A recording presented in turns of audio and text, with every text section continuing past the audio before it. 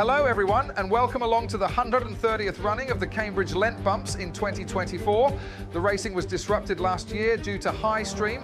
Fingers crossed we can get racing this year despite the similar conditions. The course is around 2,400 metres from Headship Station, longer if you're starting further back, with 4 corners, 2 to the left and 2 to the right. It's a short run from Headship Station down to First Post Corner and then onto the Gut, where we saw M1 bumping Pembroke back in May's 2019. Then comes Grassy, the tightest corner on the course. In May Bumps 2022, we saw M2 diving down the inside of Churchill around here. It's important to get a good exit out of Grassy onto Plough Reach, where you can close down on the boat ahead. In 2022, this is where we saw W2 bumping Wolfson to secure themselves blades. Next up comes the sweeping right-hander of Ditton Corner, which opens up onto the longest straight of the course, the Reach. Last May's we saw M2 capitalising on Trinity Hall, running wide here to secure the bump on day 1. It's then a 1.1 kilometre run down towards the finish at the P&E. It's not often you see chases going all the way to the end.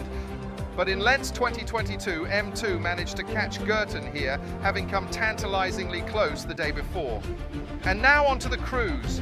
M1 starts second on the river where they rode over last year. They'll be hoping to get a good launch and to close in on LMBC to take back the headship they lost back in 2020.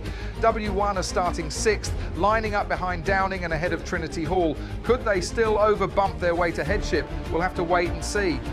M2 start at the bottom of Division 1 after they managed to climb their way up last year, securing blades despite the shortened running.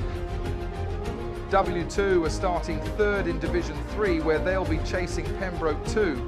Will they be able to make their way up into Division 2 this year?